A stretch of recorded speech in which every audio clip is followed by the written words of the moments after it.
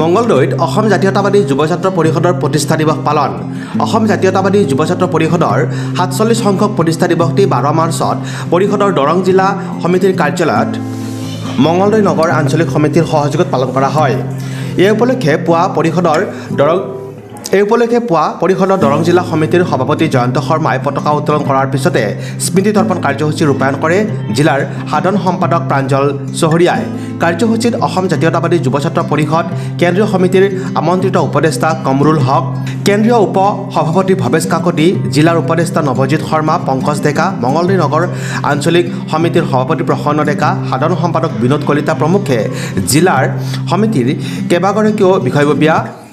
অংশগ্ৰহণ কৰে। উল্লেখযোগ্য যে অসমত পূৰ্ণ স্বায়ত্তশাসন, দ্বি নাগৰিকত্ব আৰু আন্তৰ্জাতিক পাৰপত্ৰ ব্যৱস্থা প্ৰৱৰ্তনৰ দাবী উত্থাপন কৰি অহা অসম জাতীয়তাবাদী যুৱ ছাত্ৰ পৰিষদে 1978 চনৰ 12 মাৰ্চত প্ৰতিষ্ঠা লাভ কৰিছিল।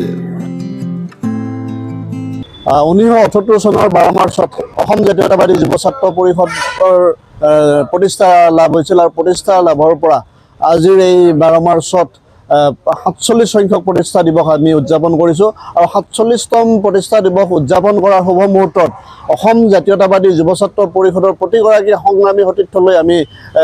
ধন্যবাদ জ্ঞাপন কৰিছোঁ, শুভেচ্ছা জ্ঞাপন কৰিছোঁ। লগতে জাতীয়তাবাদী যুৱ ছাত্ৰ পৰিষদৰ সংগ্ৰামখনৰ লগত জড়িত হৈ 1978 চনৰ 12 মাৰ্চৰ পৰা